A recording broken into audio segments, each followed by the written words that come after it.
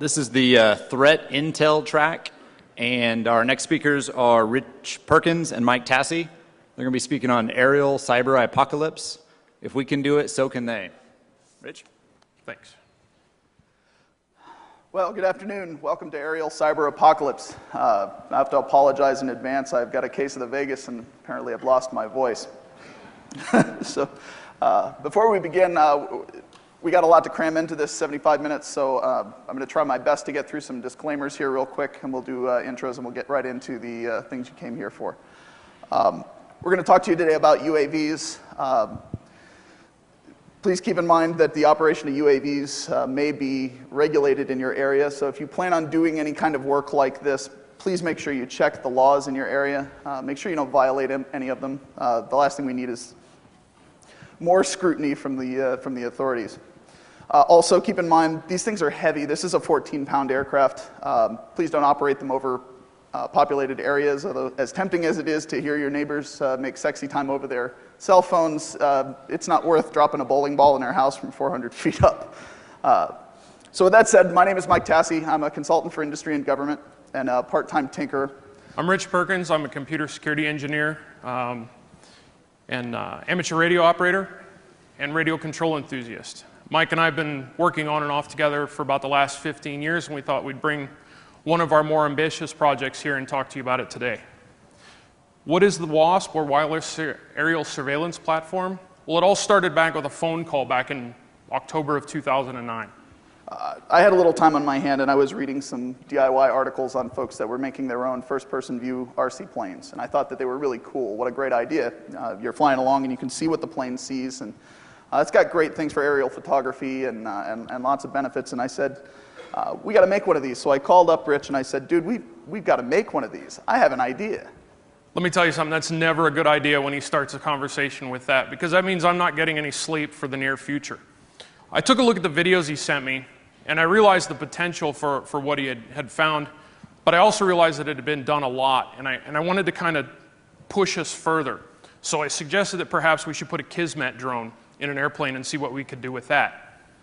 And war driving is a great idea, but it's sort of passive, and if we're going to put a computer on the airplane anyway, the thought occurred to us, why don't we add some tools to it so that instead of just passively sniffing networks and gathering data or visual information, we could actually interact with some of these things that we see from the air. And so I thought we should put on some testing tools, aircrack or something along those lines, so that we could actually do something active with the aircraft. So when we did this, we decided we were going to use some open source stuff. We were going to use tools that were already available, and we started talking about how we were going to, what kind of metrics were we going to need to meet. We determined we were going to have to make flight times very important. If you have 15 minutes of runtime, you really can't do much. So we needed a longer flight time. We came to the conclusion we could use anywhere around an hour would give us enough time to passively gather a significant amount of data or actually do some active attacks. So we cogitated a little bit on it and determined that we could do that reasonably cost effectively with RC technology that currently existed. So with our basic requirements laid out of what we wanted to build, we kind of had to come up with a reason as to why. Because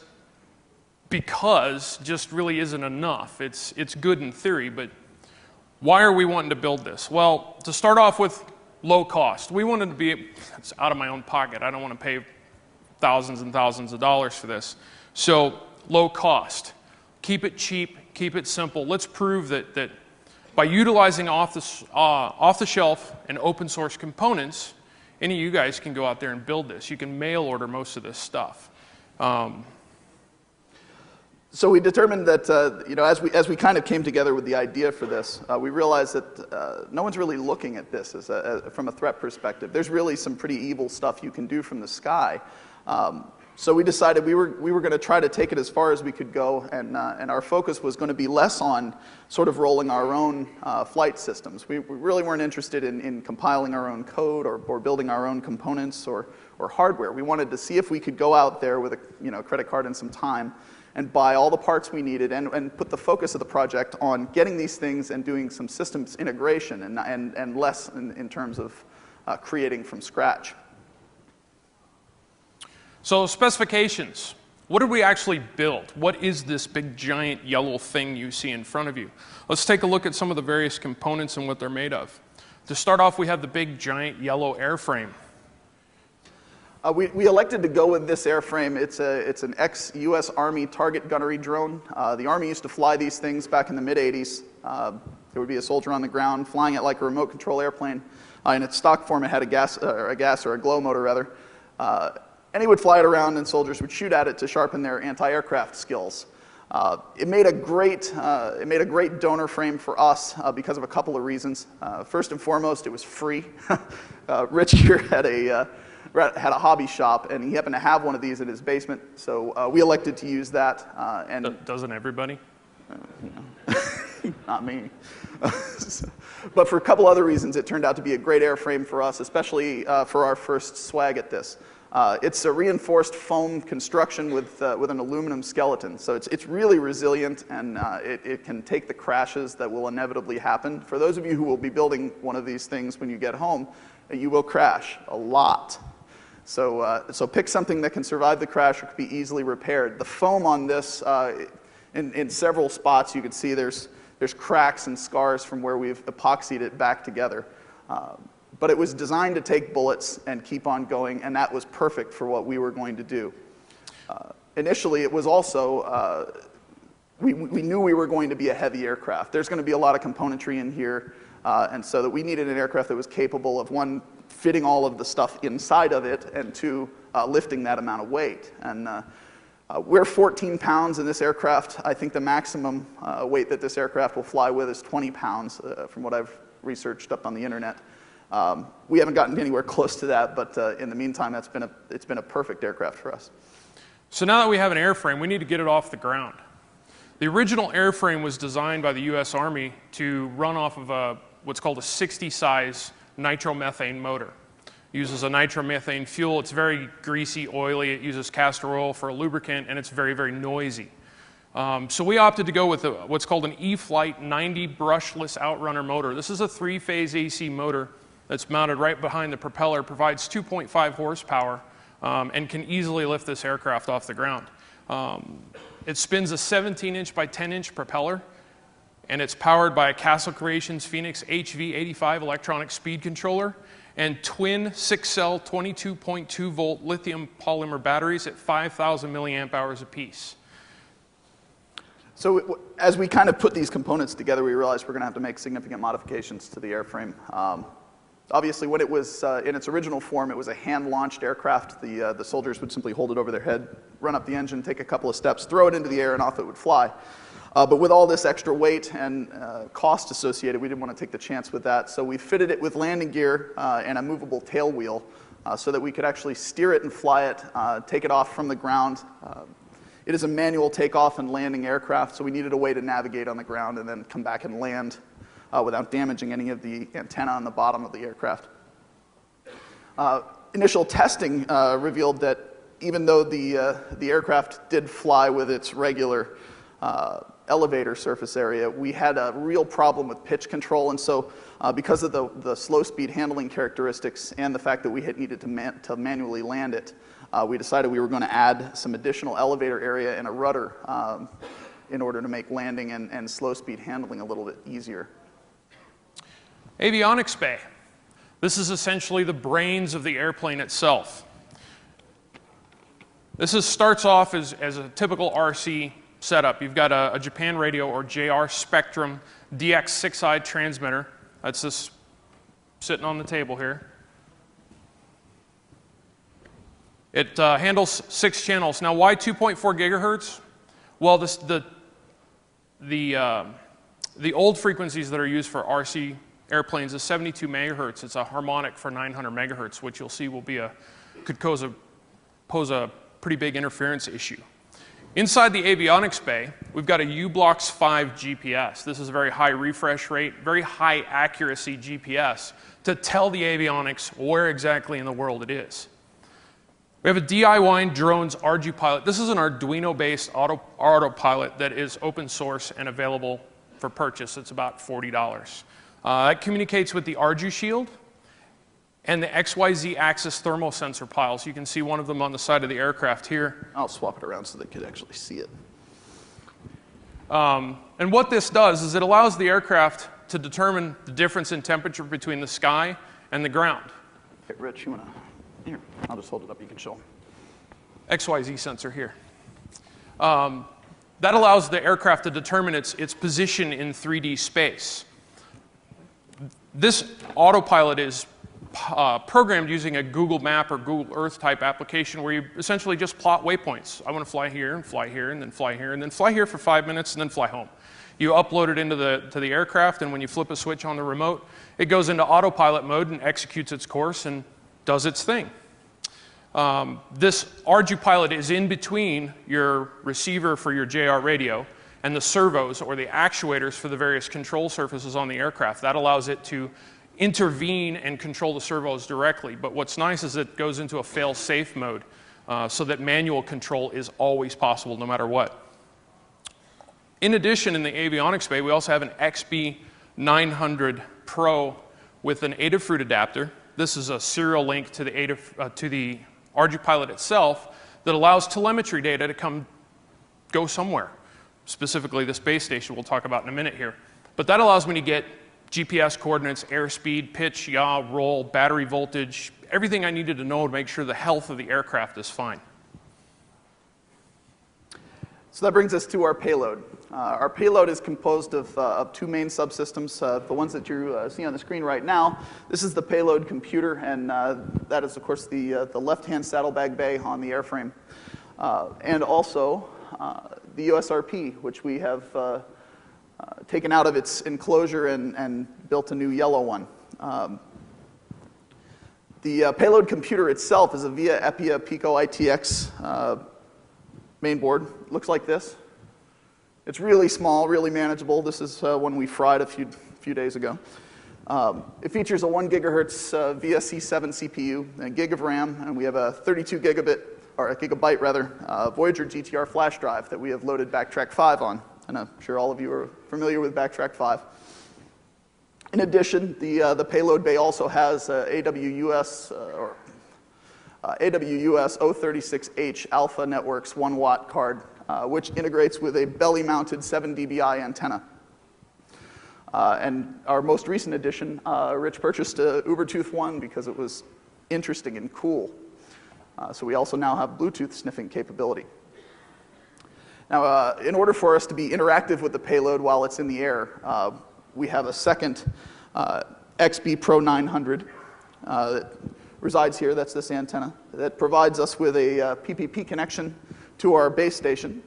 The base station then, of course, acts as a, wow, look at that, that's nice. The base station acts as an access point for us and all of our friends and whoever the evil bad guys are to then funnel through to the airplane to interact with the targets. If we were to go out of range for whatever reason, or we need a longer or bigger pipe, we have a USB 4G dongle, so we can do big bandwidth cellular data. So we can also pop our SSH connections over that. It also functions for OpenVPN to pass all of our data and captures and whatnot back over the internet to our back-end systems. And it provides the pipe over which to send all of the SIP information if you were doing some evil cell phone middling to our PBX. And that brings us to the, I'm sorry, my voice is killing. The Universal Software Radio Peripheral, USRP. We have a USRP-1 in the plane with two RFX 900 daughter boards. We use GNU Radio and OpenBTS to provide the GSM interface. And in order to do it reliably, we've added a clock tamer. It's a very highly configurable 52 megahertz clock. It's very highly accurate. Base station. What is this little yellow box that's sitting here on the table? Well, what this box is it's got a Overo Earth gumstick CPU with an ARM Cortex A8 600, a Chestnut 43 add-on module that allows USB, Ethernet, and connection to a 4.3-inch touchscreen. In addition to that, it also has the DIY Drones Ardu station, which is their little kit project that you can put together that receives the telemetry data and displays it on this little green screen right here as soon as it boots up. And you can see all the pertinent information about the aircraft on that green screen. Now, we've added one additional feature. We've added an ASUS Wi-Fi access point. So essentially, anyone in the front row can probably see the access point called WASP base station. If you connect to that base station, you go into here, through the XB that's on here, 900 megahertz. It establishes a PPP tunnel. You can SSH or secure shell directly into the payload of the aircraft. Anybody can do it. Now we're back to our back-end systems. Part of the concept of this project was that we needed to do active stuff, and it's all fine and good for just war flying. But when you need to do some processor-intensive stuff like WPA brute forcing, you need to have a machine with some horsepower. So we needed to have some way of providing that horsepower to the airplane so that we could get captures off and pass them off and have them crunched on a machine that wasn't a 1 gigahertz flying airplane. So it's basically a generic x86 PC. It's an Intel P4 3 gigahertz machine. It's got 4 gigs of RAM and a 500 gigabit hard drive with an NVIDIA GTX 470. And that allows us to do some pretty cool things. We're using, for example, Pirate to make use of the CUDA, or the Compute Unified Device Architecture, to really rapidly crank through big dictionaries against WPA four-way handshakes. The dictionary we have on our station now, for example, is 4 gigs in size. That's 350 plus million entries. And we get through it relatively quickly, 4.5 hours, so it's a multi-mission thing. But in addition to those kinds of tools, it also provides the PBX for our GSM middling capabilities, and also is the hub for our open VPN connections. And that's all of our friends out on the internet that can then pipe through to the airplane. Great. It's a lot of technical stuff. What can you do with it? Well, let's take a look at that. So what we're going to do now is walk you through sort of a system topology, how we have it laid out from end to end. Oops. Wow, touchy. Yes. So here we have our victims, and they're illustrated by our Wi-Fi access point, our cell phone, and our cutesy unsuspecting Bluetooth adapter. And no victim is complete without our attackers, and then we have our big attackers there. And they're just slobbering to get all over those victims, but they can't reach it because there's a fence or something in the way that prevents them from being able to sit outside in a Or maybe car. it's on the other side of the planet. It could be. But that's why they have an airplane. And that's great. The airplane can go ahead and talk to those victims using its onboard systems, its Wi-Fi, and its GSM capabilities. And that's great. But what we have now is very passive in nature. There's no way for the attackers really to talk to the victims at all. So we needed to create the base station, and that's that yellow box right there. And what that does is allow for us to get telemetry information from the aircraft. And that lets us know what the aircraft's position is and where it is in space and what its GPS coordinates are and airspeed and all the important stuff that we need to know. But additionally, it also allows us to pop open that PPP tunnel and actually talk to and interact with the payload. And that allows the attackers on the ground to go ahead and actually forward attacks against those victims. And that works great. But like we were saying with the back-end systems, there are some things that require a little more horsepower than we can put on the airplane. And so there has to be some back-end systems that are out there that have the horsepower to do the kind of processing that you need for some of these attacks. And that's where the internet comes in. We want to be able to get back to that back-end system, which may be on the ground on the other end of the world or in some corner. So we have a 4G dongle on the plane that we pop open a VPN connection to across the internet to our back-end systems, and that gives us access to all that horsepower. So now our attackers can lay waste to the victim machines, capture the traffic that they need, pass all of those high-priority, high-intensity processes off to this back-end system for processing. And then the back-end system will then send notifications back to the rest of us. And it does that through a script, and I'll let Rich go through the script here. I I realized when we started developing this that we were going to have limited time on target. We needed to be able to have the evil guys, to be able to give them as much time as possible to do the stuff that they want. So I devised a pair of scripts. There's one that runs on the airplane, very simple. It just monitors an input directory. Hackers find a WPA capture file, they dump it in the directory, the airplane handles it, sends it back home automatically. On the back-end system, there's a sister script, and it monitors an incoming directory, and it does a couple of things based on the file extension of the files that it's passed. If it's passed a dictionary file, it will process that dictionary and add it to the current master dictionary to determine whether or not there's new unique entries that it needs to add. If you pass it a WPA capture file, it knows that you want to try and brute force that WPA capture file using the dictionary on hand, and it does that for you, and then emails you the results directly to your smartphone. The third and final piece that it does is it allows you to customize. Say I know my target.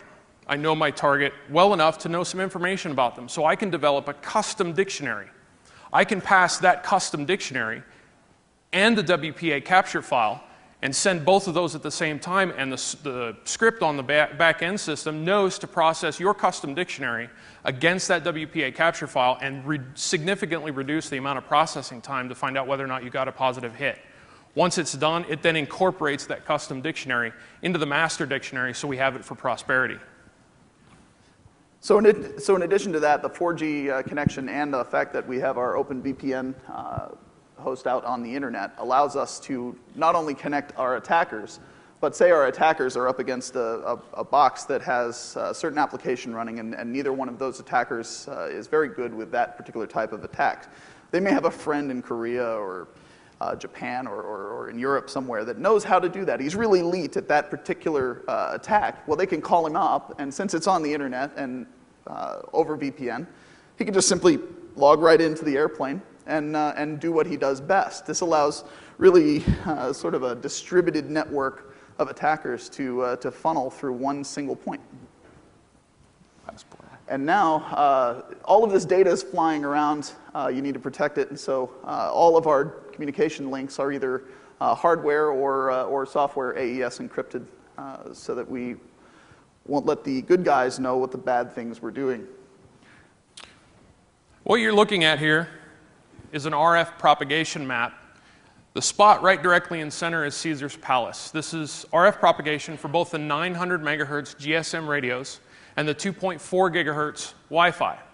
The yellow area in the center that's about 1,500 feet across covers the entire Caesar's Palace complex.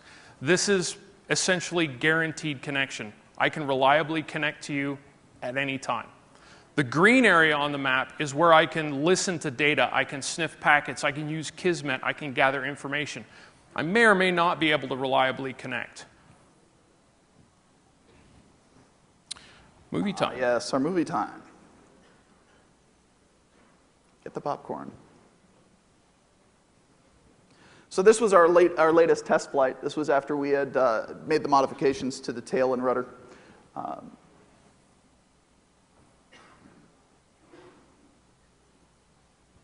Oh, there's no sound.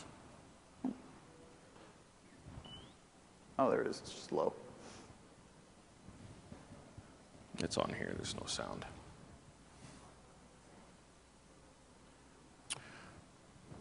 We have off-road tires, so we're good.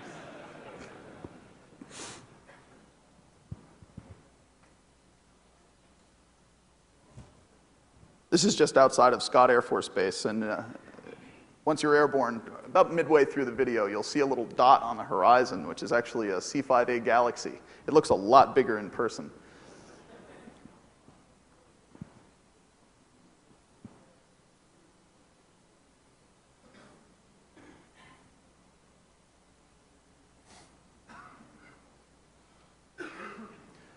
So now we're climbing up to altitude.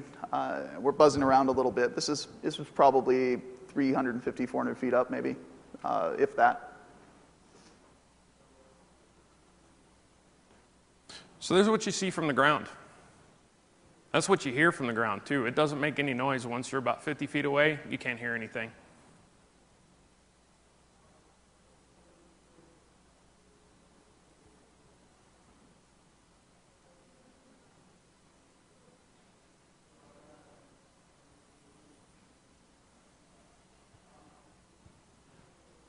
ever watched this with a fever, it kind of gives you vertigo. That might be a little hard to see. So it kind of gives you an impression of how, of what the signature of it will be from the ground from an observer that may be standing. It's really not noticeable. It makes a little bit of a buzzing, but beyond that, it's really not anything that you would notice, especially in an urban or a residential environment without a noise around.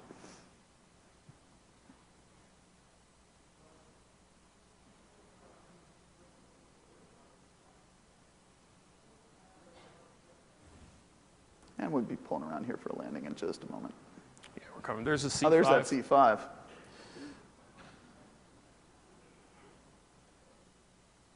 From the ground, they look the same size.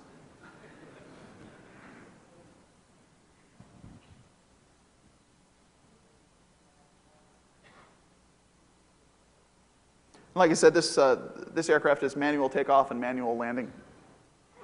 The new version of the Arduino ArduPilot, the ArduPilot Mega, has automated takeoff, automated landing capabilities. And look at that, we're on the ground.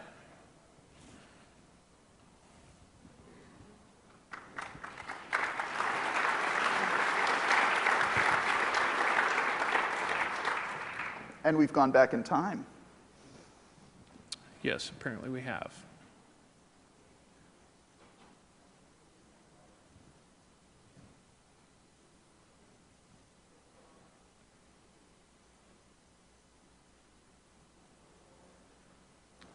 Bear with us one moment, find where we were.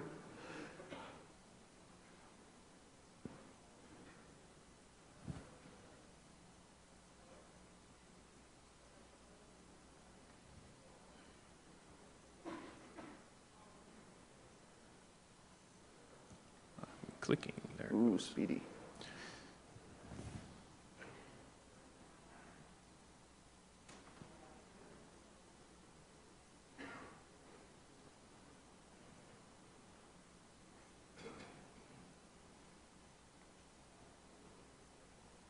There we go. I want to reboot. I want to reboot. Reboot. Reboot it. Yeah, I'm on here. So. Does it need to? Yeah, probably. So anyway, we're going to run over quick. We've already shown you some of the things on the base station. The base station, like I said, is our hub for telemetry data. It's where the aircraft streams its telemetry data that's displayed on this screen here. Obviously, we've got our touch screen. It is Wi-Fi accessible. And while Rich is rebooting here, Skip ahead and do the USRP. It's the next slide. Ah, all right. Well, we're not going to actually turn on the USRP and steal all your cell phones today. Really didn't do our homework and put up the warning signs that we should have. So for fear of repercussions, we'll show you what we've got here. This is the output of OpenBTS on the plane with my IMSI mostly blocked out. But the 310.410 is AT&T in the U.S., MNC and MCC. And this is based on a presentation that we saw last year. Chris Paget, very smart guy, he really wet our whistle with his IMSI catcher brief, and we thought that was so cool. We've got to put it on the airplane, and so we did. And lo and behold, it works. And what it does is basically you're spoofing a legitimate cell tower by using its MNC and MCC and network short name.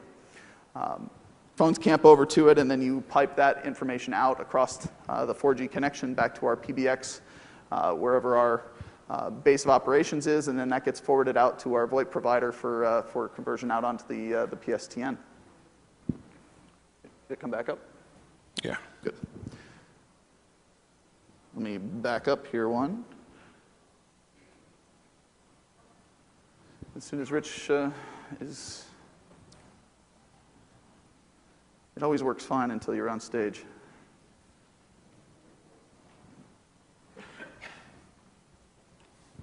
Bear with us one moment.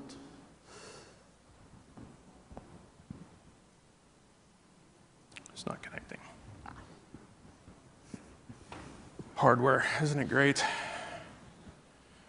So it appears we have some sort of hardware issue. I believe the flash drive is giving us issues. You want me to reboot? I just did. It's booting. It's going through FSCK.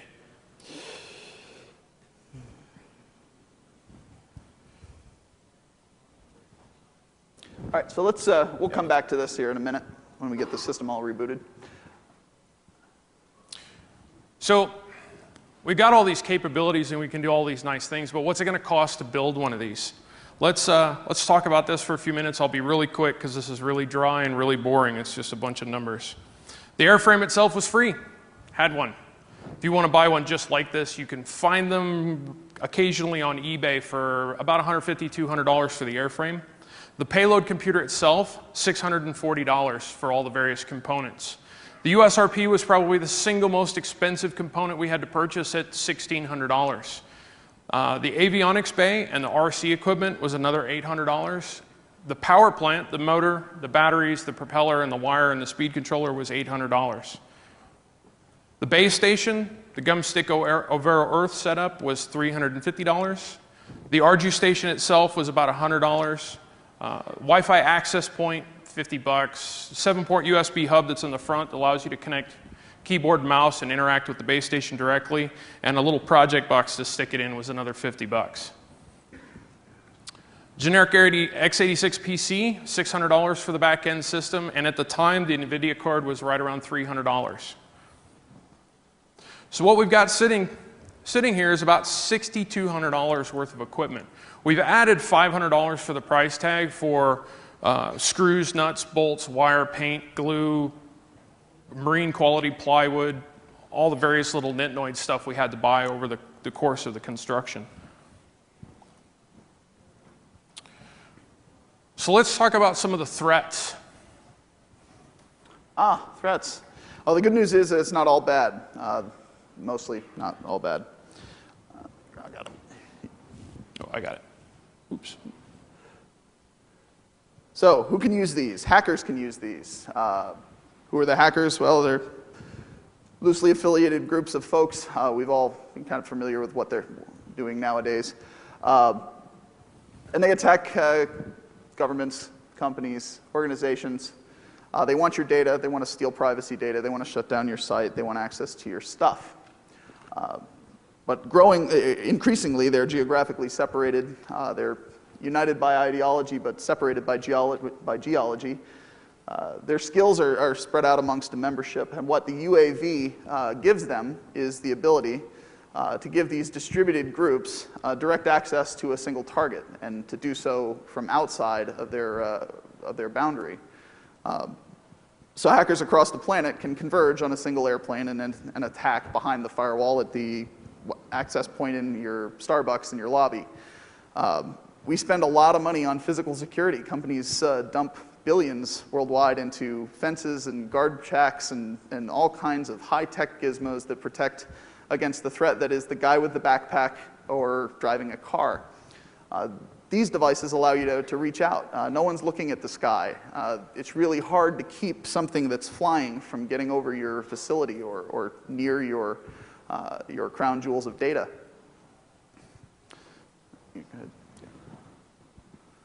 So how does the UAV assist in performing an attack on a target? Well, for the reconnaissance phase, we can do war driving, or in this case, war flying. We can analyze and map, categorize wireless networks, pick the juiciest targets. That's pretty common. We can collect data from individual wireless devices passively, Kismet, that type of thing. BSSIDs, MAC addresses, cellular data.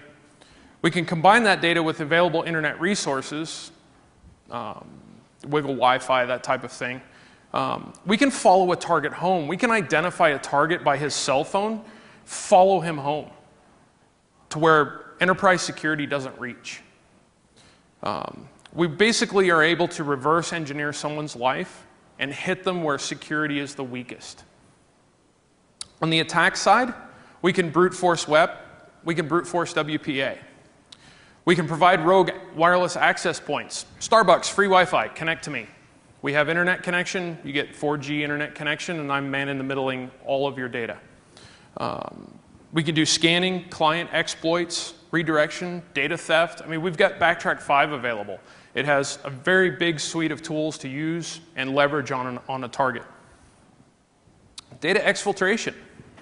Well, there's an onboard broadband connection that allows me to take your data out through your wireless connection and out to the internet directly to wherever it is that I'm at. There's a reduced chance of discovery here because I'm not going through your firewall. I'm not going through your IPS, your IDS. I'm going out your back door, your cafe free Wi-Fi that you set up for employees to surf on their lunch hour. Cell phone attacks, same type of thing, reconnaissance attack, data exfiltration. But in addition to that, it could be possible to do cell phone jamming signals to do a denial of service on cellular signal. We can attack the weakness in GSM implementations to spoof legitimate carriers and man in the middle a cell tower. We can listen in on the audio. We can even redirect the calls so that when you think you're calling 911, you're actually calling me. Who wants to do that? You're only going to do it once. So disaster relief, with very few modifications, other than making it not yellow, we can use this UAV to provide cellular access to a disaster area. You've got a tsunami, an earthquake, a hurricane, wipes out cell service, wipes out internet service. These are cheap enough, you can put 4 or 5 of them over a disaster area and provide instant cell service, instant internet for text messaging, quick emails, getting in contact with loved ones. Search and rescue, we can outfit this with an infrared camera and shape recognition technology to run search patterns over the woods looking for lost hikers.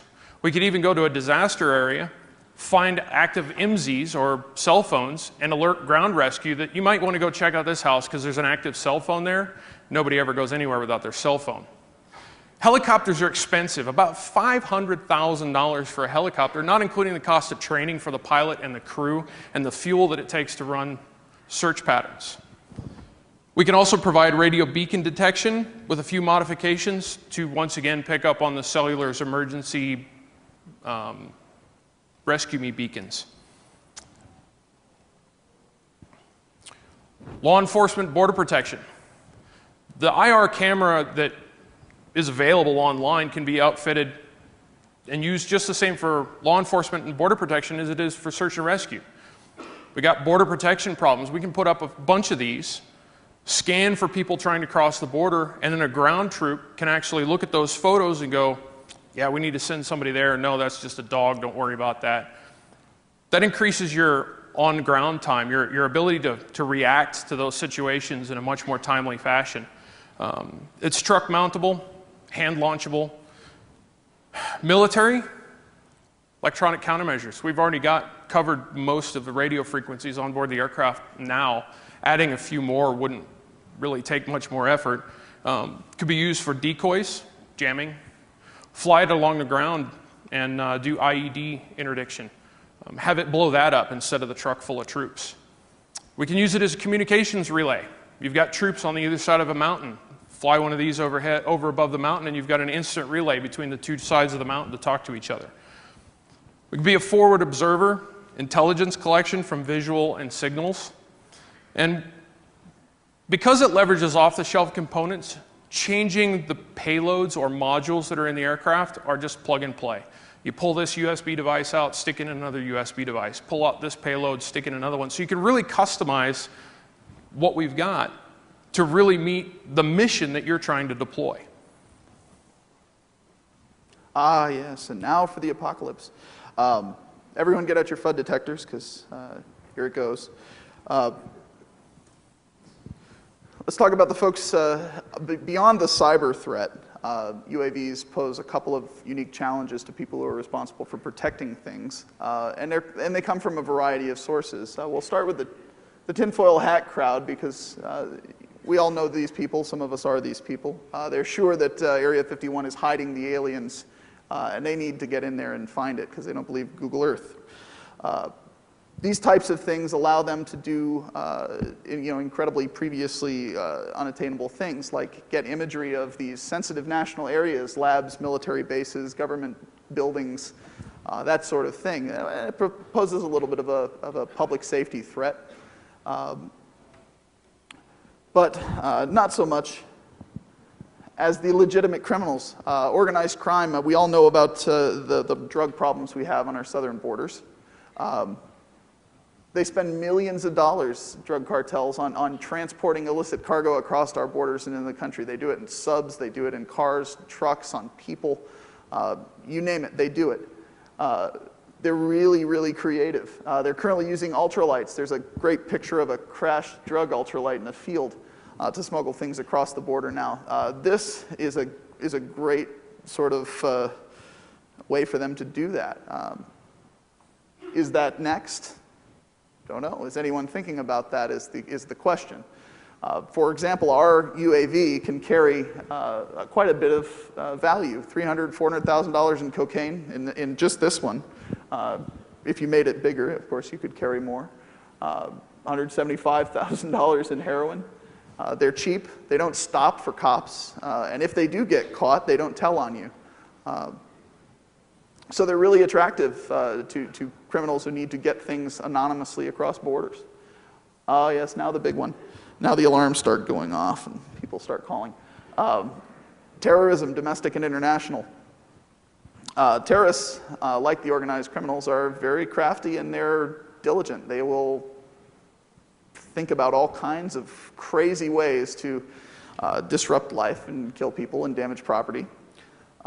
Since 9/11, there's been tons of plots, hundreds of them, and they involve all kinds of targets, military targets, soft civilian targets, skyscrapers, buildings, sports events, all kinds of stuff, and they experiment with all kinds of delivery methods. They put explosives in people's underwears and shoes, printer cartridges. You've seen them on the news. They are very crafty folks.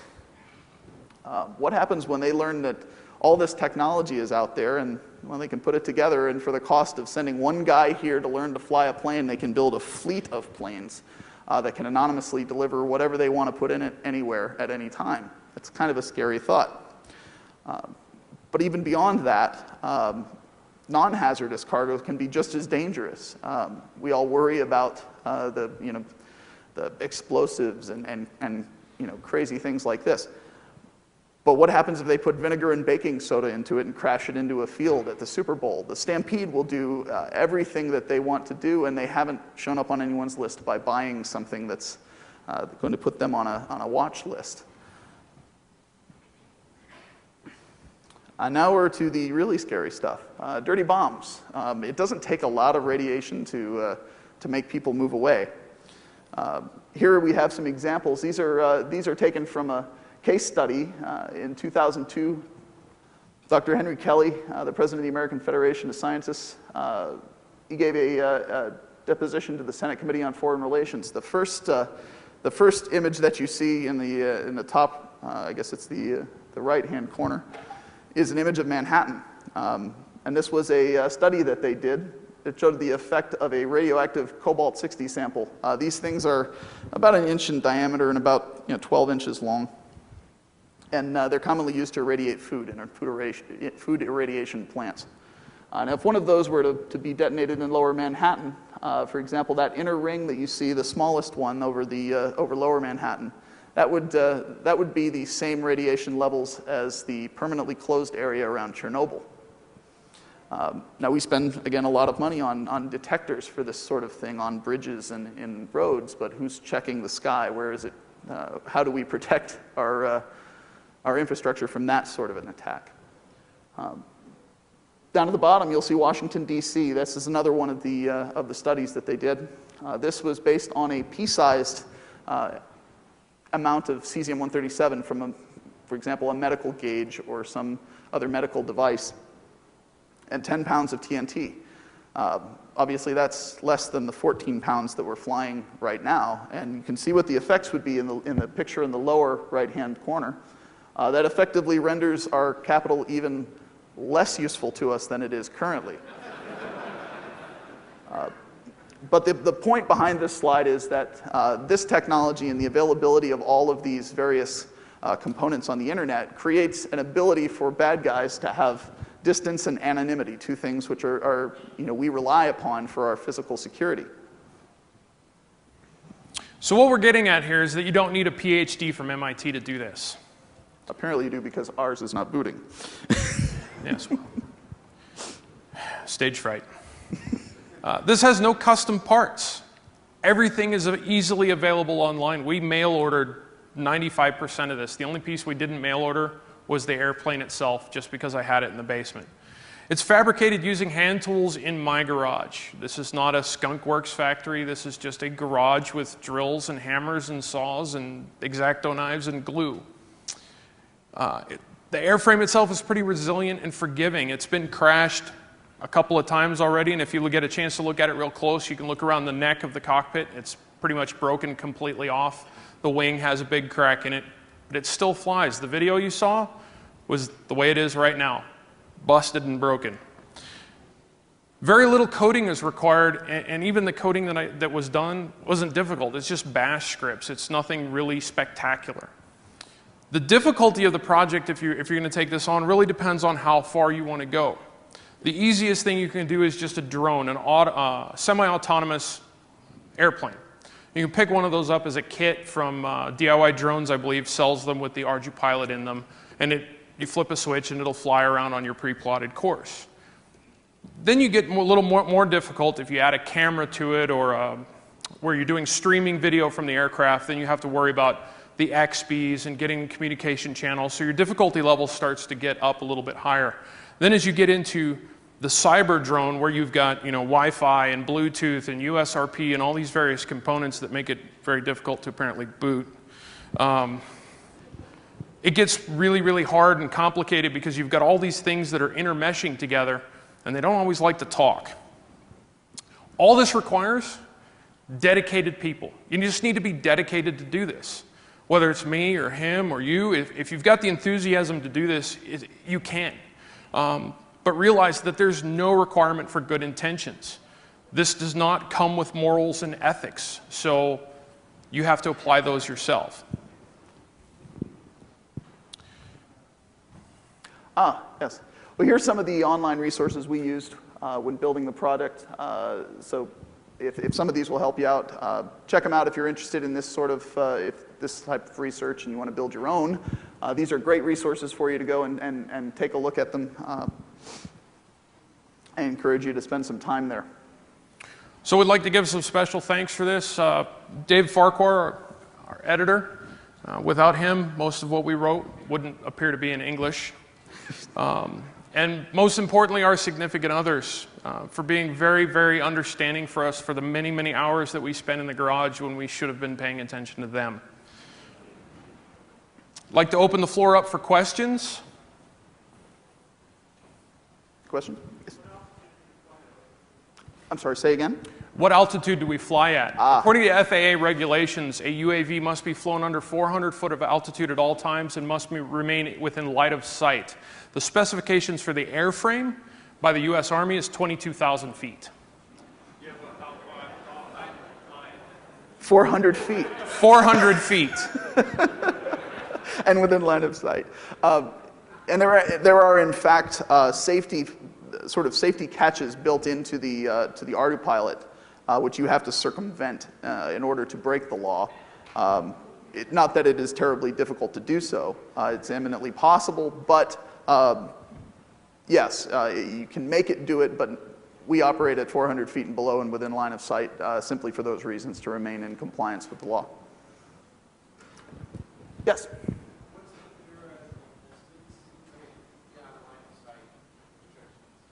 With the electric power plant that we currently have, we get, depending on how aggressive we are in the throttle and the weight and load out, 30 to 45 minutes of flight at about 25 miles an hour.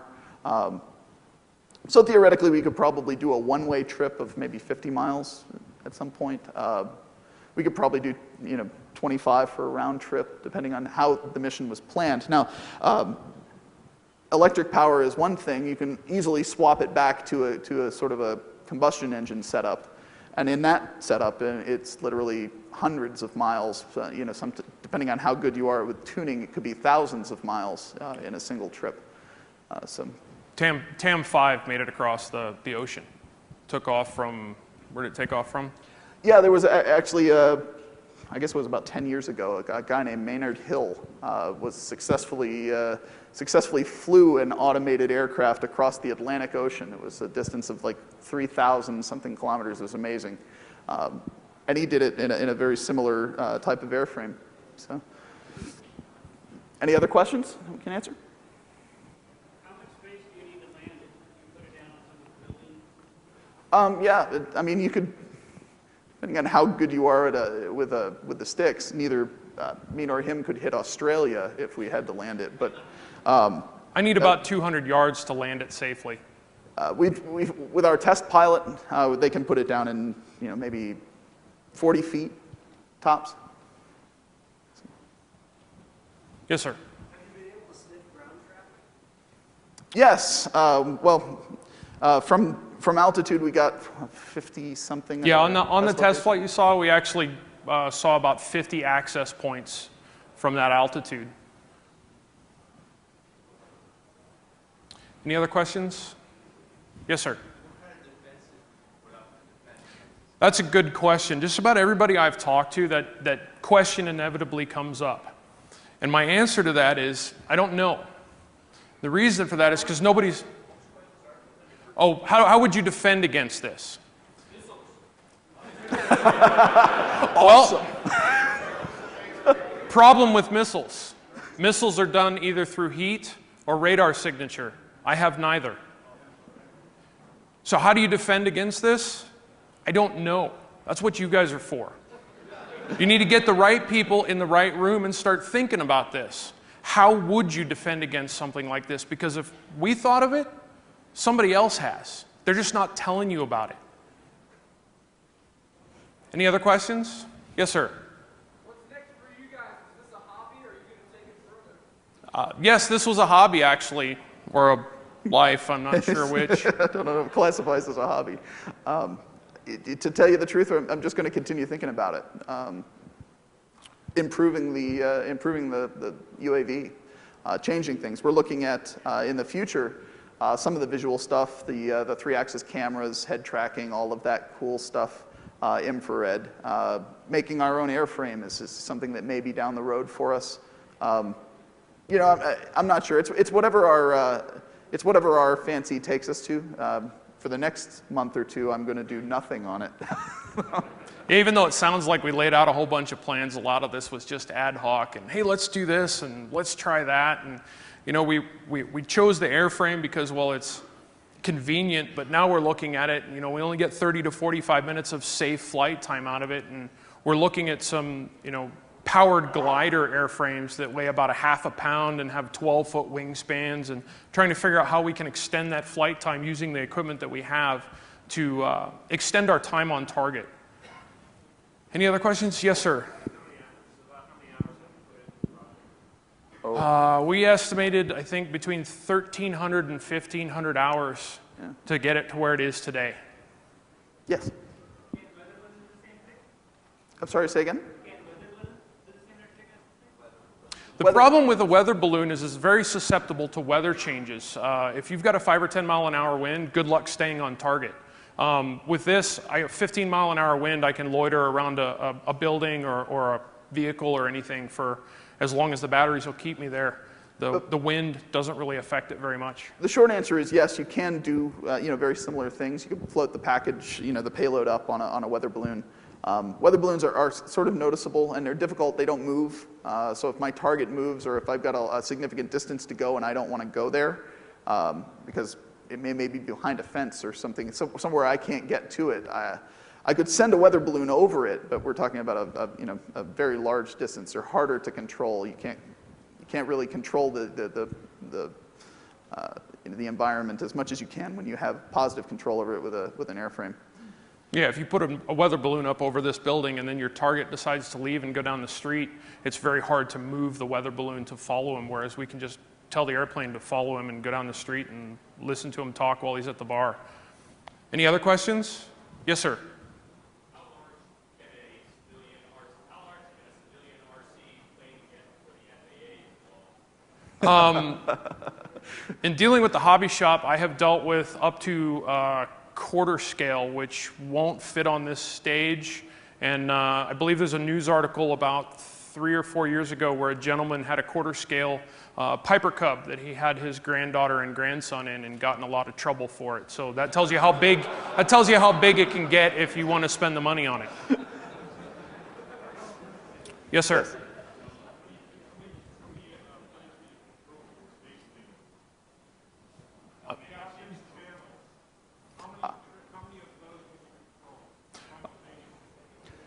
Currently just one. Yeah, currently but, just one. Theoretically, we could add additional XPs and pipe or create a mesh and create multiple. There are just IP addresses. So, yes.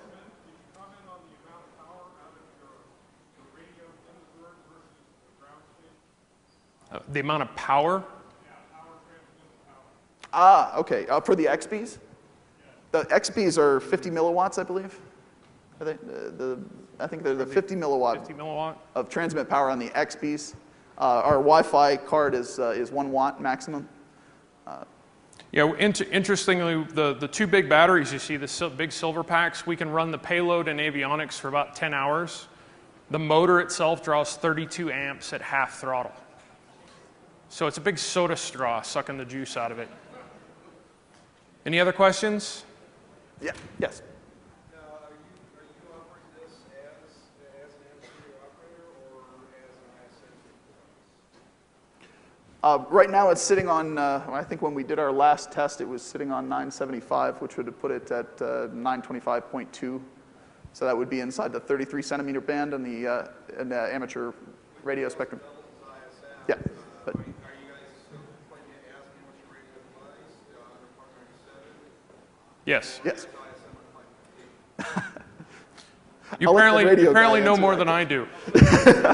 I know that the transmit side of the GSM is running at 925.2, which is within the 33 centimeter band, which keeps me legal as long as we're transmitting my call sign every 10 minutes, which the USRP does every time a phone connects. It sends it via text. Any other questions?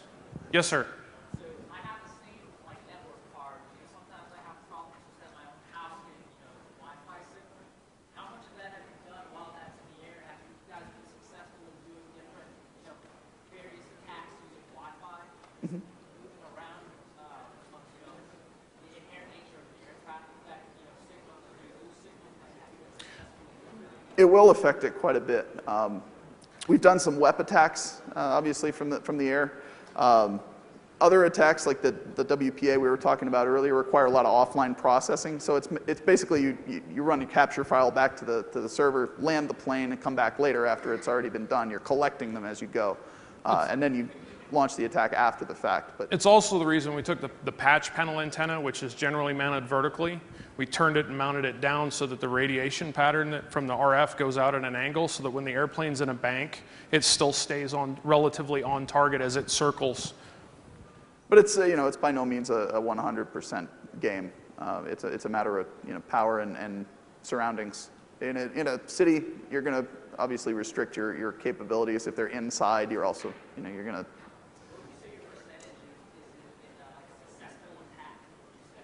Oh boy. Well, on our dummy systems, they're 100%. They work great on the test systems. So, but I mean, from the air, you're not going to get 100% success rate. I couldn't quantify it in terms of an absolute, but yes, Yeah, it does affect your ability to have success. So, Any other questions? yes.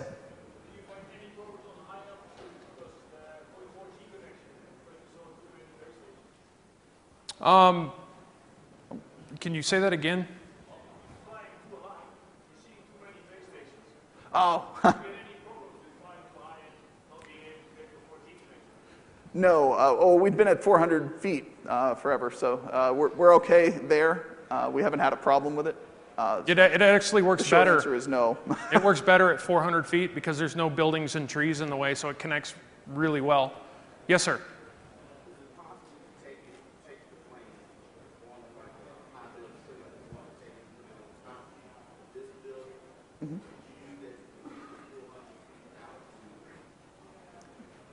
What do you mean? Just set it down?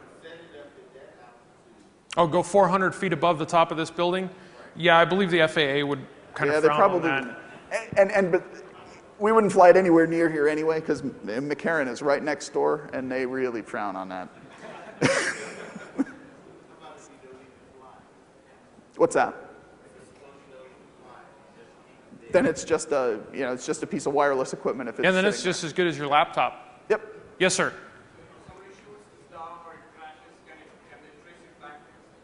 If you left your fingerprints on it, of course they can. But, I mean, it's wireless. If you can trace the wireless, then... And I'm sure that, all of the hardware inside has, traceable numbers associated with it. So, I'm sure if somebody had a big enough, pocketbook and wanted to spend the time, they could probably narrow it down quite a bit. But determining on how you purchased it, it could be, obfuscated in several ways. Any more questions? Yes, sir.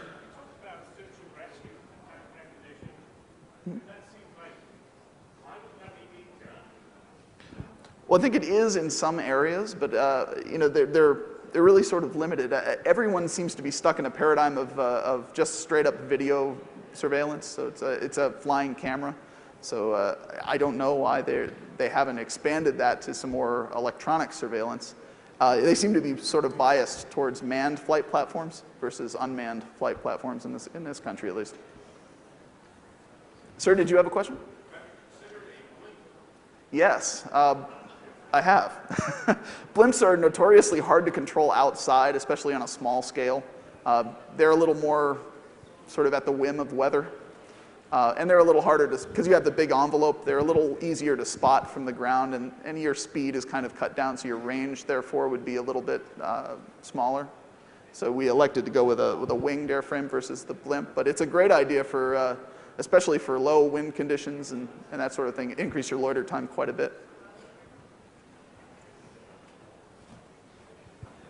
Anybody else? More questions? Yes, sir.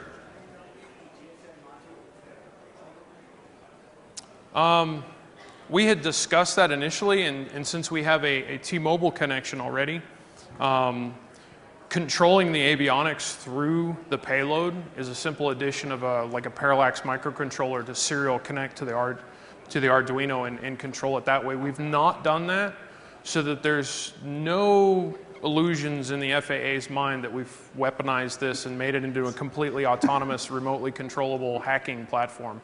Plausible deniability is good. Yes. It is very... It's fairly plausible. Take what I can get. Anybody else? Yes, sir. Yes, actually, we've discussed on the 26 some hour drive here, we discussed using some of the quadcopter technology to make a recoverable drone that would just drop down, run on solar cells, gather data, and then burst transmit back to the aircraft when it flew back over. And when the mission was done, it would just pick up and fly a predetermined route back to a pickup location where you could... So just RTB after the fact. Just parachute it in, let it sit there, do its job. You burst transmit to the plane on a daily or nightly basis, and then... Yes, sir. Why thermopile rather than gyro plus accelerometer? Because they weren't done. They weren't done when we put them in the aircraft. They were still having issues with the IMUs with drift. So we went with the RG-Pilot 1. Now that they have the RG-Pilot Mega, we're seriously looking at going to the IMUs with the gyros for more stability, more accuracy. But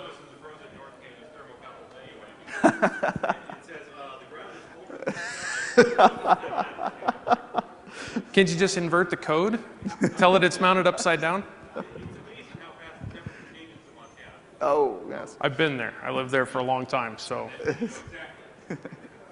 Anybody, any other questions?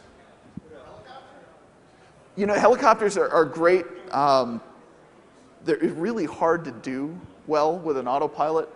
They're hard in terms of power. They suck down power like nothing else. So your time in the sky is really greatly reduced, especially if you're doing like an electric helicopter. You're not going to get the same loiter time that you will out of an airplane. And not as if this is the best airframe for that. I mean, You could go with a glider frame and stay up for a very, very long time, but lots of folks are looking at the quadcopters and helicopters, and they have certain strengths, like tight spaces inside urban environments and that sort of stuff. And it's just one of those things that we had to do one or the other, and we picked the airplane versus the helicopter solution. But yeah, lots of folks are looking at helicopters for the same type of thing.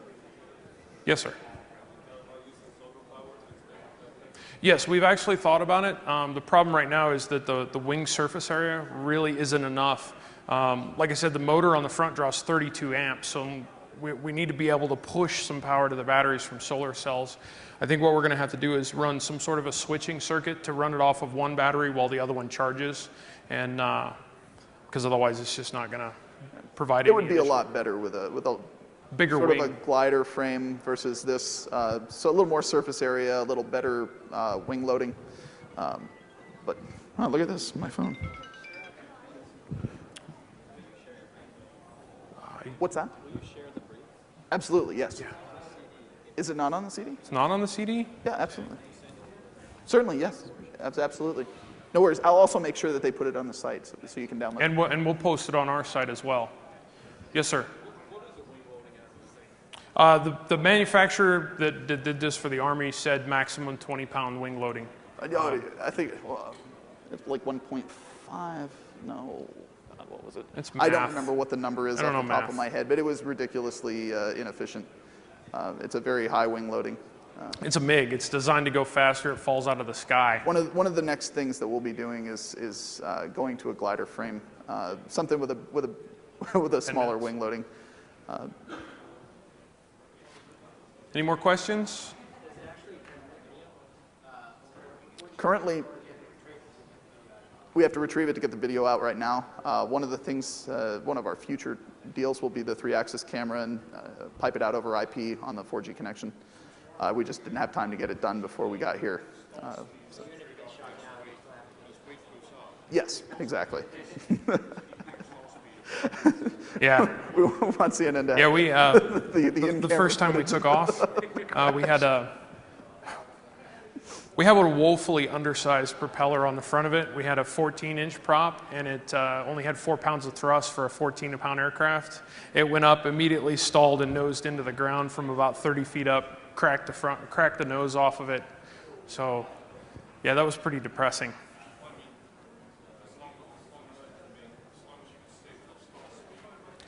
That's the trick, is balancing the weight versus the thrust versus the wing load to make sure that you stay aloft and don't slide off the wing or stall it out.